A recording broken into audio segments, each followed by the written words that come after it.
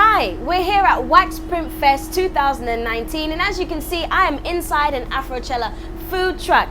We're going to have all kinds of conversations with artisans and vendors, and of course, those who put this amazing event together, who are Afropol and Untamed Empire. My name is Melissa Aouad. This is Art and Soul. Let's go.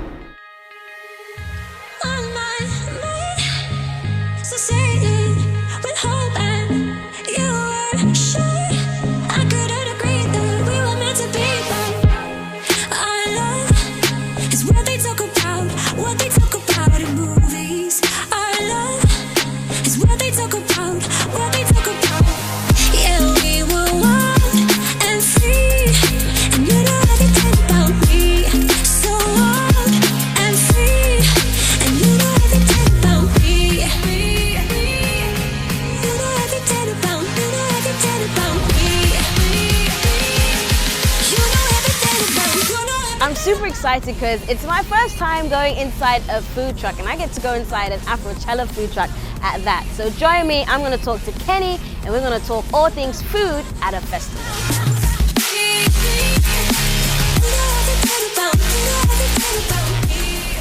Kenny, hi. Hello, how you doing? I'm good. Welcome to the food truck. Thank you. I'm like super excited. I don't know why I'm excited, but I've never been in a food truck before. But you know what's cool about yours? This is an Afrochella food truck. It is the Afrochella food truck. The Afrochella food Yes. truck. But I have a secret. I've actually never been to Afrochella. Really? Oh, it's all right. December 28th, 2019. There you Aouad go. Sports Stadium. There you go. 12 o'clock. Wow. So, I mean, tell us, what is your involvement with the WaxPrint Fest? And then how did you actually get involved in being a vendor? So we actually applied online, WaxPrintFest.com, and we have the food truck. We also do other things as well. So we do Afrochella Festival, but I think this is a great opportunity, not for us, but like Ghana itself, and to help another fellow person in Ghana who's having an event, to support them, like even just us bringing our truck here, I think it's a very good thing. Wow. So then what about approval, permits?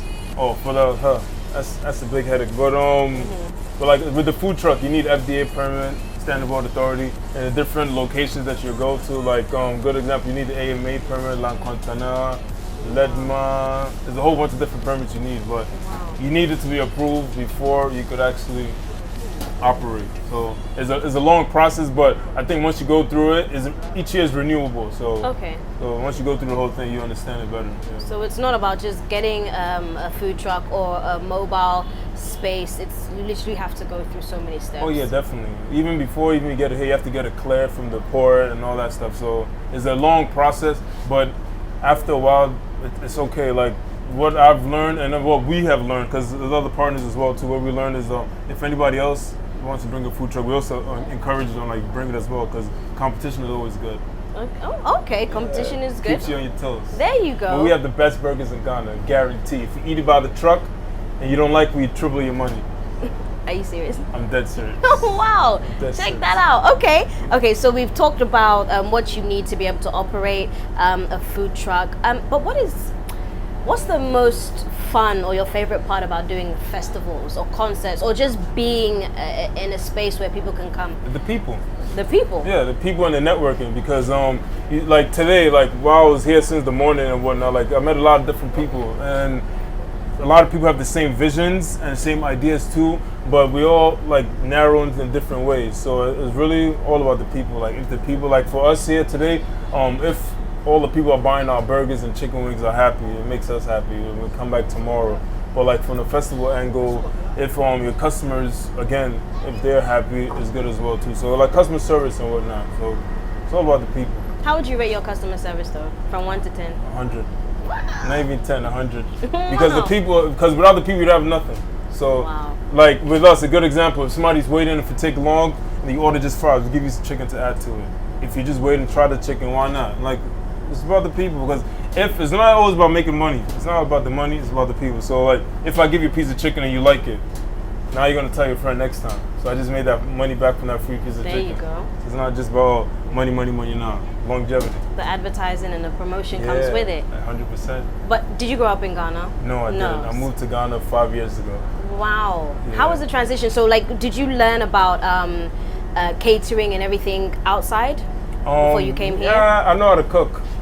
And then my partner too, my business partner, he knows how to cook as well. He actually has restaurants in the U.S. Okay. So then we came together, like, we actually wanted a space, but it was too expensive. Like, you know what, let's just buy a truck. Nice. Yeah. And food trucks are really popular where you're from. So you're from New York. Yes, from And New York. yeah, and food Bronx. trucks, the VX. Bronx. Wow.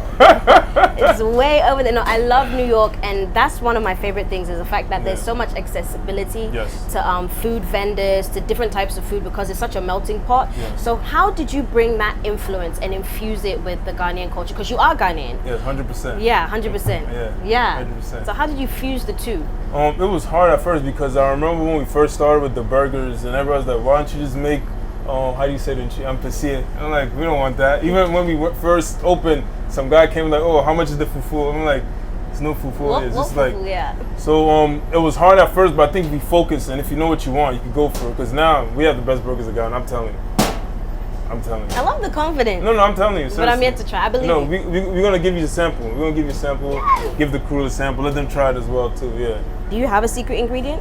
Or is it made with love? It's made with TLC. There you go. And all natural ingredients too in Ghana. Okay, nice. Yeah, all local stuff in the market and whatnot. And how important is that? Oh no, I think it's very important because we need to embrace what we have. It's not like, we imported a truck, but now everything inside of it is local. So we need to embrace what we have and let's put value to it. Yeah. So what can we expect from WaxFest? WaxFest, man, like the lineup, the fashion show, like, it's going well, good. Hey, how you we have doing? A customer. Hi. Hey, what would you like to eat? See, this is organic. Yeah. We have burgers, chicken wings, and fries too. What kind of burger? Beef. Okay.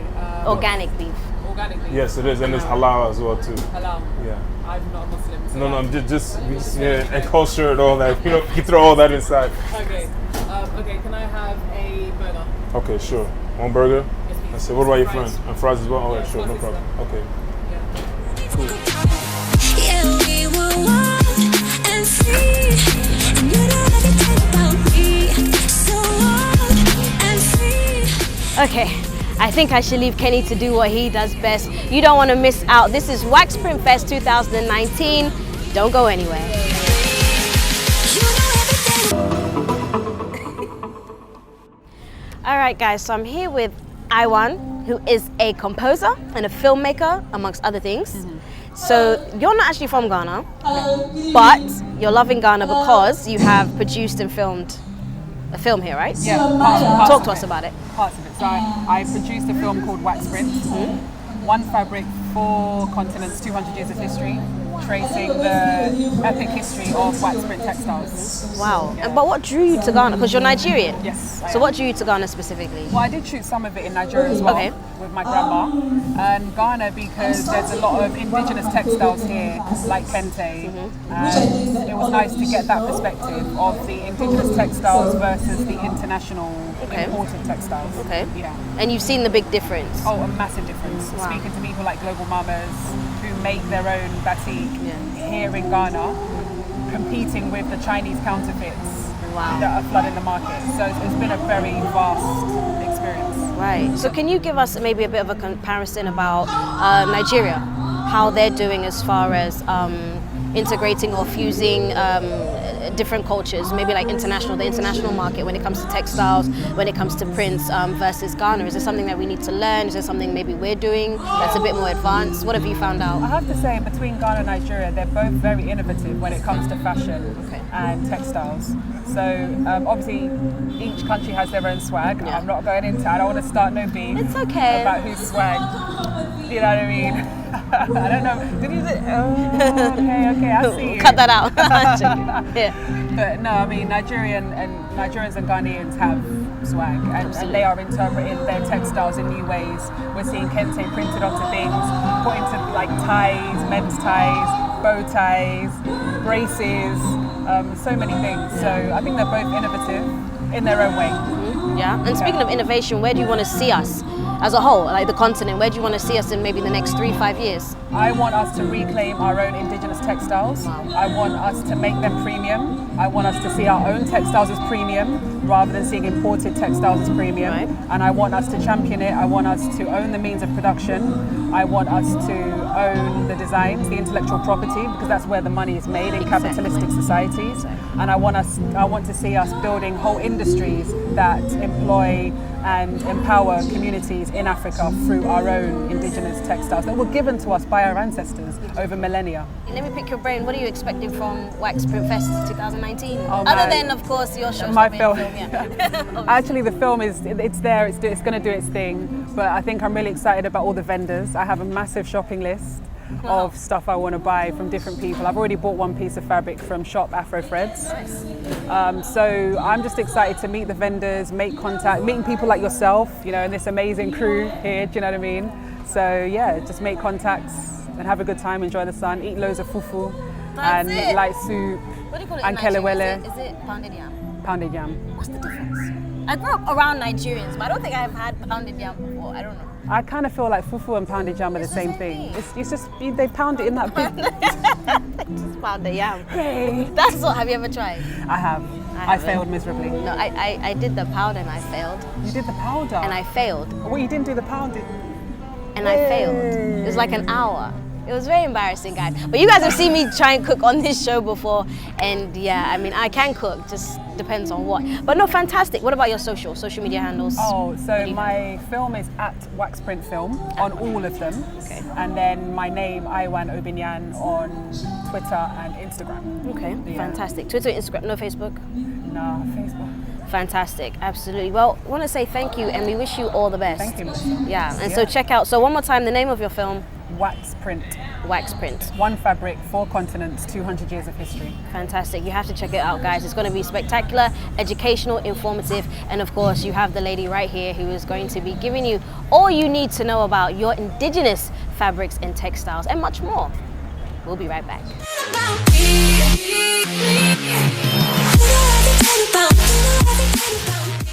We're here at WaxPrint Fest 2019. We're going to be exploring all the artisans and vendors that have come to make up what is this wonderful festival. My name is Melissa Aouad. This is Art and Soul. Don't go anywhere. Welcome back. You're still tuned into Art and Soul. And guess who we have here? Remember from Untamed Empire, a couple of episodes ago, we have the beautiful Sefa. Sefa, how are you? Good. How are you? I'm good. It's been a while. It has. Wow. Good to see you. You too. Thanks for having me on again. Oh no, absolutely. Well, thanks for letting us in your space. This is incredible, and as you can hear some music in the background. Things are really popping off. But so you came together with Afropole. Yes. So Untamed Empire, Afropole. Yes. And you've made this beautiful Festival. I was going to call it a love child, but it's a beautiful festival. So tell us, what is happening? We've been exploring, but I want to hear it from you. So this is our new location, and we have a lot of space in this location. It's also a co-working space. It's an incubator, and we have an event grounds. And so when we heard that Afropole wanted to do something to celebrate African textiles, it was very much in line with what we do, which is bring out the best of Africa and try and exhibit and show that Africa is a wonderful continent and there's so much to offer. We would love to also make connections between the different parts of Africa and how we express ourselves through our fabric. And so we're very happy that we partnered with Afropole and 360, Streamline 360, to host this event because it's gone fantastic. We have over 60 vendors who are here showcasing their wares. We have a movie called the WaxPrint film, which is amazing. It's all about whether WaxPrint is actually African or not. And that's a good question because we all kind of have adopted it, but is it really African? It wasn't originated here. And so the festival, even though it's called WaxPrint Festival, is not about waxprint. It's more about African textiles and how, as Africans, it unites us, but also shows the differences between us. Yeah. Fantastic. And you're fairly young. And I say that you're fairly young because, I mean, in our culture, we would think that maybe more seasoned entrepreneurs will maybe put something like this together, maybe have had more experience in their years of gathering resources and things. But it's a group of fairly young people coming together. Well, there's all ages, but coming together and showing that, hey, this is what we're really passionate about. Yeah. And this is what we stand for. I mean, do you think that Ghana can keep this going and get the young people to get involved and to really learn to love who they are and deep more into their history? Because the WaxPrint film has a lot of history. Yes, a lot of history in it. Yeah. So, I mean, how do you feel about where we're going in that direction? Well, I think what's important is that we are now more aware of where we want to get. I mean, with the internet and with everything that people can get access to now, we know what's out there and we know what we can achieve and where we can go. And I think once you have that target or that vision, or you know where you're going, it's easy to kind of get there. And so what I'm trying to say is being optimistic about our future and having a new generation of youth who are optimistic about their future and are confident and know who they are and what they want to be. I think that's a very powerful thing. This is the first time in Africa we've had such great opportunity, and so I'm really looking forward to seeing what the future holds. Is it that important to be able to still identify with who you are within your culture, but then also be able to embrace others to maybe build something? I think it is. So there was a discussion about appropriation of culture and whether because I like kimonos, I'm stealing Japanese culture, right? I can express myself through someone else's culture. Probably, I'm not claiming to be the one who designed kimonos, and I think that's where the difference is, because there are lots of people who take from Africa and then they design a brand and then they sell it for 2,500 pounds, and it's our traditional ahima, and it's not fair, it's not right. But I think that now that we are aware of what's going on, we can stand on our own and we can negotiate better. We can say no, that's not right, and we have our own culture. I mean, there was an interesting discussion earlier as well about whether Black Panther was appropriation of African culture. And then the African Americans in the crowd were saying, hang on, but we're also from here, So I think it's just an expression that we should think of as ways it can unite us. I don't think we should think of whether we're stealing anybody's, culture. We should just understand that there are similarities between us that can bring us closer. And that's what I think. I like what you said about, identifying the similarities. And then one of the vendors here mentioned about placing premium, basically like validation on what we have. Talk to us about how important that is. You've mentioned it, but I mean, as far as, not even just textiles, not even just as far as clothing, but from anything, from our local goods, what do we have to do to ensure that we are seeing what we have as premium and not the West? Well, the first thing is we don't need the West to tell us it's premium.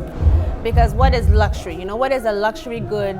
What is Louis Vuitton? It's a product that they've handmade. We all here a lot of our artisans and our seamstresses and tailors, they handmade their work. There's already that value. They don't need someone else to tell them there's that value. But what they don't know is that there is value in that. And so it's about building their confidence, helping them to understand that that means you have a luxury product. If you made it by hand with fine leather and you've woven it and then you've embossed it and you've gone through that process, that is value. Unfortunately, because of the price points, a lot of the artisans and fantastic designers don't realize what their true value is. But that's what Untamed Empire is here to do, to support them to dig deep, bring out their best work, and be rewarded for it fairly. All right, so almost through with this section of the WaxPrint Fest. We still have a little bit more of the conversation to be had. We'll be right back. Don't go anywhere. So art and soul. Right now we're in the center of WaxPrint Fest 2019, where everybody's gathered around to hear some of the artists come and perform. This is all to enhance the feel and flavor of the festivities. We're still rolling, we're still here at WaxPrint 2019. You don't want to go anywhere. We'll be right back. So art and soul. I'm here with Amma from Afropole. We're going to have a conversation and talk about basically how this all came together. Amma, how are you? I'm good. Yeah? Good. End of day one. So End of the, how was it? it went well, I think, for the most part. It's the first day. You're getting timing. You're getting things right. But I think the vibe was there and people really connected with what we're trying to do. So that's what matters. Yeah, and then you have 2 more days. 2 more days. Wow. Yes, 48 more hours. Yeah, exactly. So what do you anticipate for the next 2 days? Well, I mean, the space is really ripe for a number of different activities. We have demonstrations, there's kente weavers, people doing batik. We have exhibitions, so tomorrow we're going to have people doing virtual reality.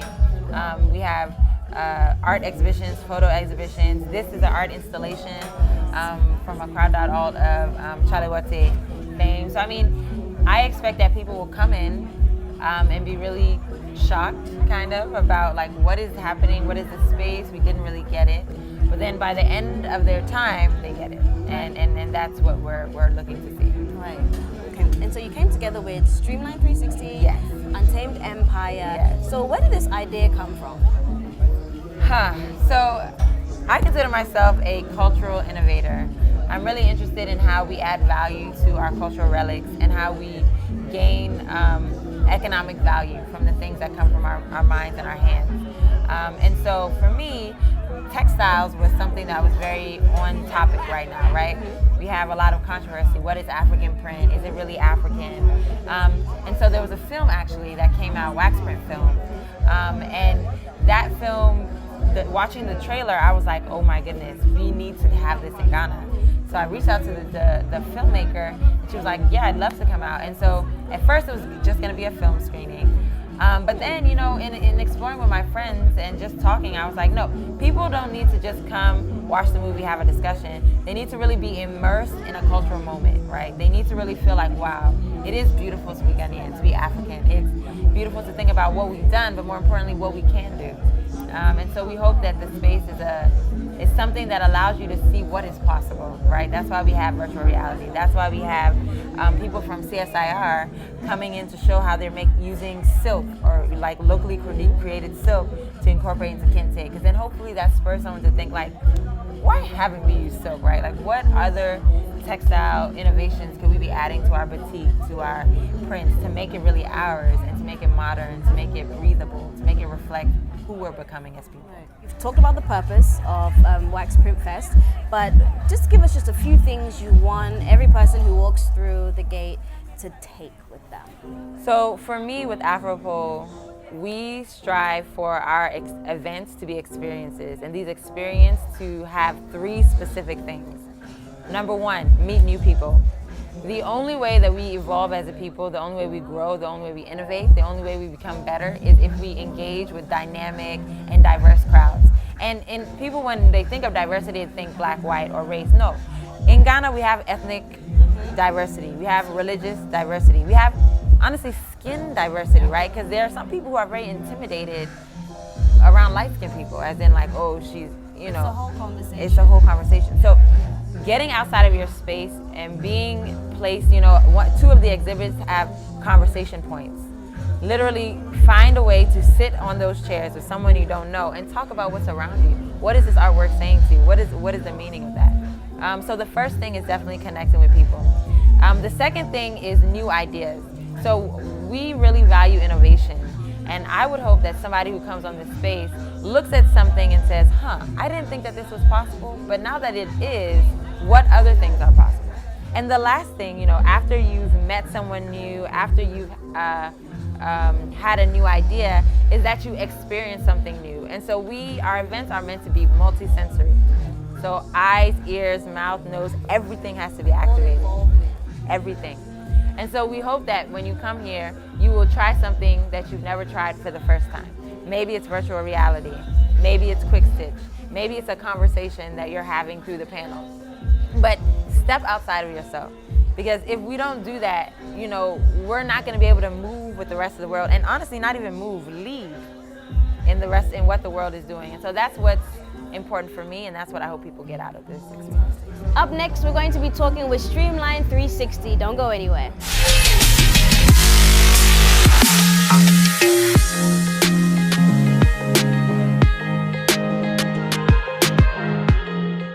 We're back and we're here with Bright from Streamline 360. So Bright, how you doing? I'm good. You're good? I'm good, yes. Yeah. How was the first day? The first day has been good. Seeing what needs to be done, what you think can be done to make tomorrow and Sunday better in terms of experience, in terms of engagement, in terms of communications out there. I mean, I have a background in advertising and film, so. Let's talk about that. Sorry to cut you off. Let's talk about that. From your field of expertise and an advertising perspective, has it been easy or has it been hard to be able to push for what you want? I mean, we're talking about in this modern day Ghana, today's economy, where things like this, these festivals, specialized festivals, they've only been around for maybe 10, 15, maybe 20 years. So tell us, has it been easy? Has it been hard? I would say it's getting better. It's getting better. Yeah, it's better than what it better. was. I mean, yeah, actually, that's what it was coming from where you are. Because then now you have certain events, which are like calendar events, happening each and every time. Yeah. And we're looking forward to WaxPrint Festival becoming a calendar event each and every year as well. Yeah. And then all the other projects that we're looking at doing. So, I mean, it hasn't been easy, but it's been good. It's been better from where we're coming from. A huge thank you to you, Streamline 360, Yeah. Untamed Empire, Right. Afropon, everybody that's just participating, and thank you Sure. so much for allowing us to come in Thank and be you. part. Oh no, we've had a good time. Ah. Day one. You need to come through tomorrow and Sunday as well. So A lot is going to be happening. A right? lot is going to be happening. We have Chig, we have Walasi coming through, we have a bunch of acts who are coming through as well. And you can see Chalote actually in the space by Akadoto Chalote as well. So, I mean, it's just the beginning, guys. Yeah. Look out. Absolutely. Bright's already told you heard it here first. Bright, thank you so much. Thank you too. Hey, I get a high five from Streamline 360.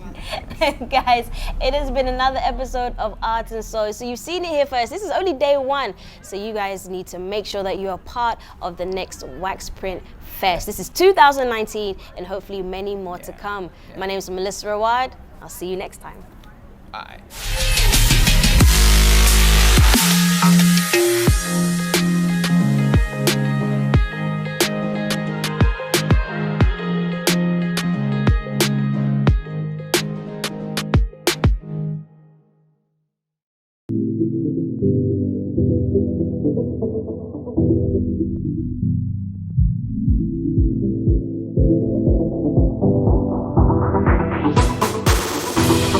Art and soul.